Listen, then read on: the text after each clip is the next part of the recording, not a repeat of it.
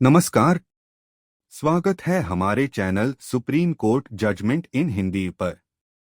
यहाँ हम supreme court के महत्वपूर्ण फैसलों को आसान हिंदी भाषा में समझाते हैं ताकि आप इन्हें आसानी से समझ सकें और सुप्रीम कोर्ट के निर्णयों से हमेशा अपडेट रह सकें। जुड़े हमारे साथ और हर दिन नए फैसलों की जानकारी पाएं। धन्यवाद। क्या आप किसी कानूनी समस्या से जूझ रहे हैं? आपकी कानूनी जरूरतों को समझना और सही समाधान प्रदान करना हमारा लक्ष्य है। अगर आपको किसी भी प्रकार की कानूनी सहायता चाहिए तो आप हमसे व्हाट्सएप के माध्यम से जुड़ सकते हैं। हमारा नंबर है 7568890985। कृपया ध्यान दें, इस नंबर पर कॉल न करें, केवल व्हाट्सएप संदेश भेजें। हम आपकी हर संभव मदद करेंगे और आपके कानूनी मामलों का समाधान दिलाने के लिए हमेशा तैयार हैं। तो देरी न करें, आज ही संपर्क करें। धन्यवाद। नमस्कार दोस्तों, आज हम एक ऐसे केस की बात करने जा रहे हैं जो किसी भी प्रॉपर्टी विवाद में आपको काफी कुछ सिखा सकता है। अगर आप भी प्रॉपर्टी खरीदने बेचने या लीगल डॉक्यूमेंट्स से जुड़े हैं तो ये वीडियो आपके लिए बहुत जरूरी है। आज का मामला है नवरतन लाल शर्मा बनाम राधा मोहन शर्मा का, जिसे सुप्रीम कोर्ट ने 12 दिसंबर 2024 को अपने ऐतिहासिक फैसले में हल किया।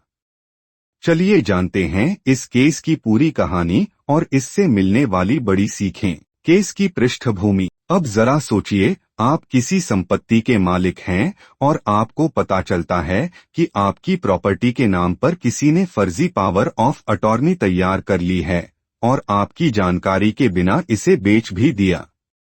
कैसा लगेगा? यही हुआ नवरतन लाल शर्मा के साथ। उन्होंने कोर्ट में याचिका दायर की कि 19 और 27 जुलाई 2010 को बनाए गए पावर ऑफ अटॉर्नी और बाद में हुई सेल डीड पूरी तरह फर्जी हैं और इन्हें रद्द किया जाए। लेकिन साल 2014 में ट्रायल कोर्ट ने उनकी याचिका खारिज कर दी। फिर मामला राजस्थान हाई कोर्ट पहुंचा, जहां दोनों पक्षों के बीच 18 मई 2022 और 8 जुलाई 2022 को एक समझौता हुआ। इस समझौते में कुछ शर्तें रखी गईं, जिसमें पैसों का भुगतान और पुनः अधिकार दिए जाने की बातें शामिल थीं। कानूनी पहलू और विवाद पर यहाँ एक बड़ा मोड़ आया। जब समझौते का पालन नहीं हुआ तो नवरतन लाल शर्मा ने राजस्थान हाई कोर्ट में अपील दायर की कि उनकी पहली अपील को फिर से सुना जाए। लेकिन हाई कोर्ट ने कह दिया कि पहले ही ये साफ किया गया था कि समझौता हो जाने के बाद अपील को बहाल करने की कोई अनुमति नहीं दी जाएगी। अब सवाल ये था, क्या कोई व्यक्ति जो समझौते का पालन न होने पर खुद को ठगा महसूस करता है, उसके पास कोई कानूनी अधिकार है या नहीं? सुप्रीम कोर्ट में सुनवाई और फैसला। अब मामला पहुंचा सुप्रीम कोर्ट और यहाँ कुछ बेहद अहम कानूनी मुद्दे उठे। सीपीसी के ऑर्डर 23 रूल 3 और 3 क्या कहते हैं?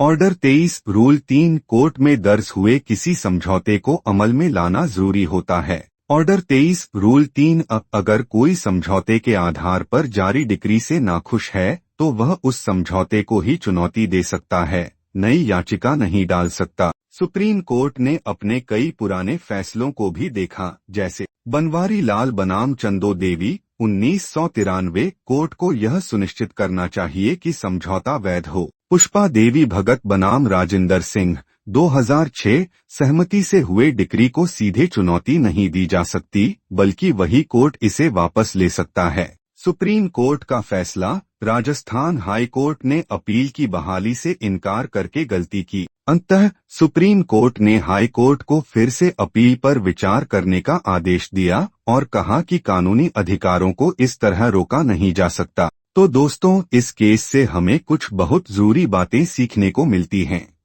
समझौता होने के बावजूद अगर किसी पक्ष के साथ धोखा हुआ हो तो वह कोर्ट में जा सकता है। कोई भी समझौता कानून से ऊपर नहीं होता। अगर यह किसी व्यक्ति के कानूनी अधिकारों को बाधित करता है तो इसे चुनौती दी जा सकती है। सुप्रीम कोर्ट ने यह साफ किया कि न्याय तक पहुंच हर नागरिक का हक है और किसी भी डिक्री या समझौते से इसे छीना नहीं जा सकता। अगर आप भी कभी किसी ऐसे लीगल मामले में फंसते हैं तो हमेशा अपने कानूनी अधिकारों की पूरी जानकारी लें।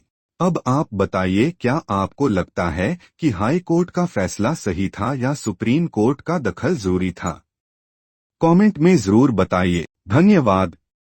मिलते हैं अगले वीडियो में। अगर आपको हमारा कंटेंट पसंद आ रहा है और आप भी रोजाना सुप्रीम कोर्ट के नए फैसलों से अपडेट रहना चाहते हैं तो कृपया हमारे चैनल को लाइक करें, सब्सक्राइब करें और बेल आइकन भी दबाएं ताकि आपको हर नए वीडियो का नोटिफिकेशन मिल सके। आपके सपोर्ट से हमें और बेहतर कंटेंट बनाने की प्रेरणा मिलती है। धन्यवाद।